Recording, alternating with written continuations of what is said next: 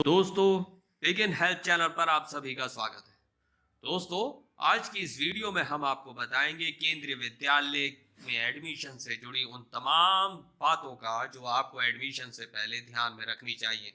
दोस्तों, ऐसे बहुत सारे पॉइंट्स हैं और कायदे कानून हैं जो केंद्रीय विद्यालय में दाखिला लेने से पहले हर माता पिता को पता होने चाहिए।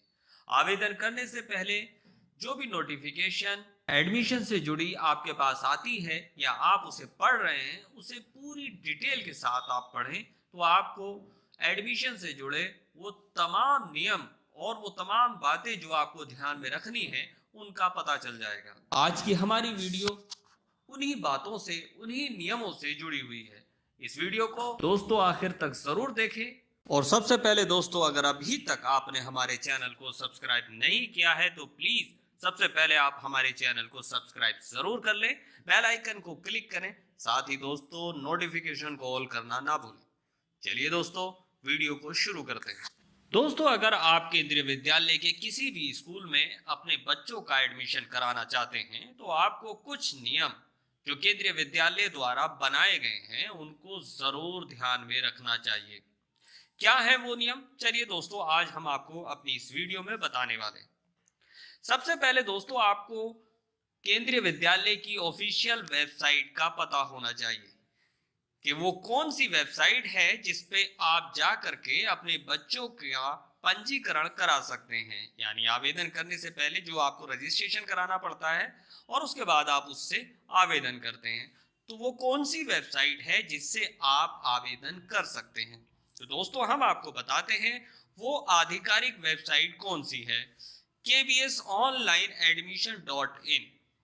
जब एडमिशन की डेट स्टार्ट हो जाएगी, यानी आवेदन करने की वो तारीखों का ऐलान कर दिया जाएगा, तब ये वेबसाइट एक्टिव हो जाती है और उसके बाद आप इस वेबसाइट पर जा करके अपने बच्चों के एडमिशन के लिए आवेदन कर सकते हैं। दूसरी बात दोस्तों, सभी एडमिशन ऑनलाइन और ऑफलाइन होते हैं। क्लास 1 के जो दाखिले होते हैं वो ऑनलाइन होते हैं और उसके बाद जितनी भी क्लासेस हैं वो आमतौर पर उनके दाखिले, उनके जो पंजीकरण होते हैं, जो आवेदन मांगे जाते हैं, वो सभी ऑफलाइन मांगे जाते हैं।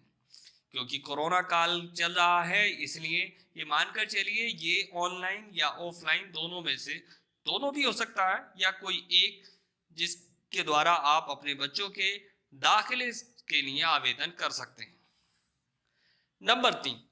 नंबर 3 दोस्तों, पंजीकरण form principal free of cost द्वारा उपलब्ध कराए जाएंगे। जो भी आपको फॉर्म मिलते हैं स्कूल से वो फ्री ऑफ कॉस्ट मिलेंगे। यानी जब आप ऑफलाइन अपने बच्चों का दाखिला कराने जाते हैं तब आपको स्कूल से फॉर्म लेना होगा जो प्रिंसिपल ऑफिस से आपको मिलेगा। नंबर 4 दोस्तों, क्लास 11 के जो दाखिले होते हैं दोस्तों, वो 10वीं क्लास के जब रिजल्ट आ जाएंगे, उनकी घोषणा हो जाएगी, जब आप पास आउट हो जाएंगे तभी आप अपने बच्चों का दाखिला 11वीं क्लास में कराने के लिए आवेदन कर सकते हैं। उससे पहले ना तो केंद्रीय विद्यालय अपने स्कूलों में 11वीं क्लास में एडमिशन लेते हैं और ना ही आप आवेदन कर सकते हैं। नंबर 5 दोस्तों, कक्षा 1 में प्रवेश के लिए आवश्यक दस्तावेज जो होता है वो बर्थ सर्टिफिकेट होता है। इसके साथ आपको आधार कार्ड की भी जरूरत पड़ती है, मगर जो सबसे ज्यादा जरूरी दस्तावेज या डॉक्यूमेंट आपके पास होना चाहिए वो डेट ऑफ सर्टिफिकेट होना चाहिए, यानी जन्म का प्रमाण पत्र होना चाहिए। कक्षा 1 में प्रवेश के लिए कुल सीटों में से 15% SC और 7.5% सीटें ST के लिए आरक्षित हैं। इसके अलावा कुछ सीटें OBC के लिए आरक्षित हैं, यानी आप SC में आते हैं या ST में आते हैं या फिर OBC में आते हैं।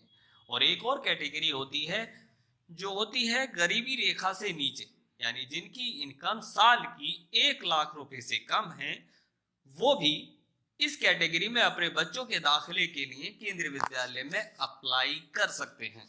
कक्षा 2 से कक्षा 12 तक के प्रवेश के लिए माता पिता और छात्र यहाँ उपलब्ध प्रवेश प्रक्रिया को अच्छी तरीके से समझ लें। यानी जो भी नोटिफिकेशन, यानी जो भी अधिसूचना स्कूल द्वारा जारी की जाएगी, यानी केंद्रीय विद्यालय संगठन द्वारा जारी की जाएगी, आप उसे अच्छे से जरूर पढ़ लें अपने बच्चों के आवेदन करने से पहले पहले।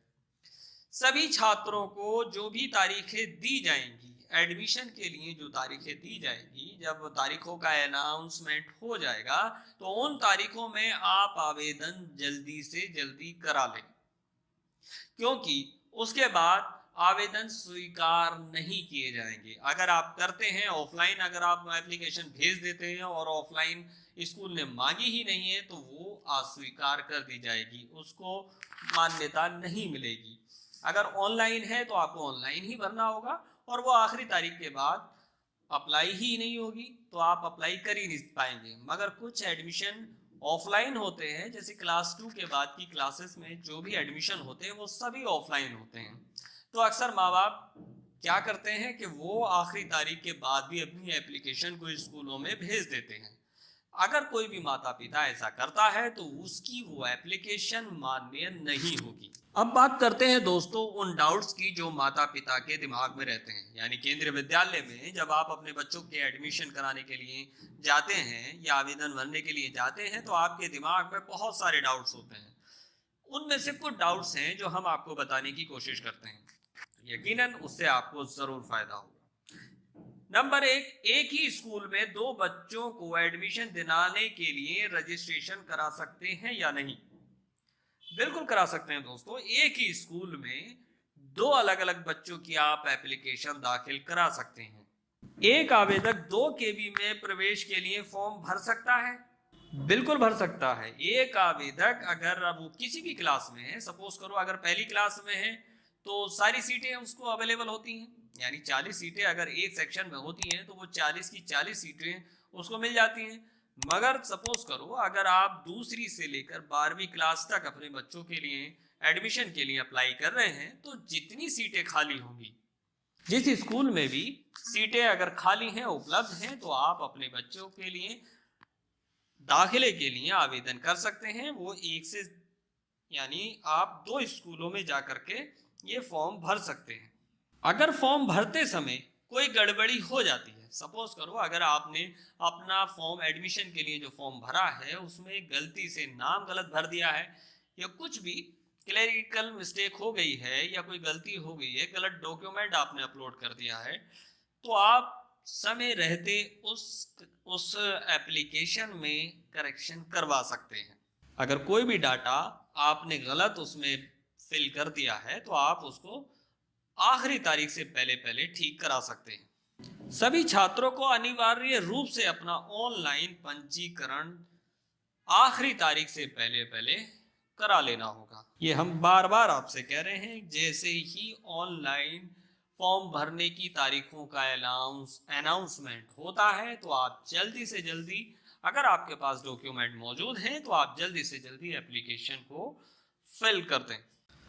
एक सवाल आता है दोस्तों, क्या निजी उम्मीदवारों को केंद्रीय विद्यालय में प्रवेश मिलता है? बहुत सारे माता पिता ये सोचते हैं कि हमारे बच्चों के दाखिले तो केंद्रीय विद्यालय में होंगे ही नहीं, तो वो इस डर से अप्लाई ही नहीं करते। तो दोस्तों हम आपको बता दें, चाहे वो निजी उम्मीदवार हो या किसी भी तरीके का कोई भी उम्मीदवार हो, उसे केंद्रीय विद्यालय में दाखिला मिल सकता है अगर वहां पर सीटें उपलब्ध हैं। अगर आपके बच्चे का नाम आ गया है तो आपको वहां पर दाखिला मिल जाएगा। क्या केवीएस कक्षा 1 में प्रवेश से कोई परीक्षा होती है? यानी अगर आप पहली क्लास में अपने बच्चों का दाखिला करा रहे हैं तो क्या आपके बच्चों को स्कूल में कोई एंट्रेंस टेस्ट देना होगा? जी नहीं। क्लास 1 से लेकर 8 तक किसी भी क्लास के लिए कोई एंट्रेंस टेस्ट नहीं होता है। सीधे ड्रॉ में जो नंबर आ जाएगा, जो नाम आ जाएगा, उन बच्चों का दाखिला ले लिया जाता है। एक और क्वेश्चन आता है, वो ये है कि आप कितने केंद्रीय विद्यालय में आवेदन कर सकते हैं? ये बहुत ही इंपॉर्टेंट सवाल है, आप जरूर इस पे ध्यान दें। कितने स्कूलों में अपने बच्चों के एडमिशन के लिए अप्लाई कर सकते हैं? केंद्रीय विद्यालय के कितने स्कूलों में एडमिशन के लिए आप आवेदन कर सकते हैं? तो आप ध्यान से सुन लीजिए। मैक्सिमम 3 केंद्रीय विद्यालय में आप अपने बच्चों के लिए यानी दाखिले के लिए आवेदन कर सकते हैं। एक सवाल आता है कि केंद्रीय विद्यालयों की सूची आखिर मिलेगी कहाँ से? आपको कैसे पता चलेगा आपके एरिया में कोई केंद्रीय विद्यालय है या नहीं है? तो दोस्तों, आप केंद्रीय विद्यालय की ऑफिशियल वेबसाइट पर जाइए, वहां पर सारी डिटेल मौजूद है। कहाँ कौन सा केंद्रीय विद्यालय किस इलाके में है, किस जगह पे है, क्या उसका एड्रेस है, आपको सब मिल जाएगा। आपको केंद्रीय विद्यालय की वेबसाइट पर जाना होगा और वहां से आप केंद्रीय विद्यालय के स्कूल का एड्रेस ले सकते हैं। दोस्तों, ये थी केंद्रीय विद्यालय में एडमिशन से जुड़ी तमाम बातें जो आपको ध्यान में रखनी चाहिए।